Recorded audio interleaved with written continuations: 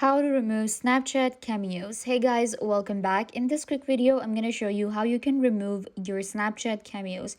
So let's get into it. First of all, you're going to get to your Snapchat app and you will go to your profile, click on profile icon and you will get right here. So this is your profile on Snapchat. We want to remove the cameos. For that, all you need to do is just click on the settings option, which is the gear at the top right corner. So once you go to your settings, it will show you the settings for your account. And here we have a bunch of different options, but you will find a cameo option right under Bitmoji. You can see right here, it is actually above the password option. You can see cameos. Select cameo from here. And what you will do is, if you have already created a cameo, it will show you the option of removing it. Here you will get the option of removing your cameo. So you will just select it, and at the bottom, just like you see, you will be redirected to create your cameo. In this font, you will find the option of remove your cameo. Click on that and it will be removed. I hope that I was a big help. Don't forget to give this video a big thumbs up, leave a comment down below, turn on bell notification and subscribe to YouTube channel.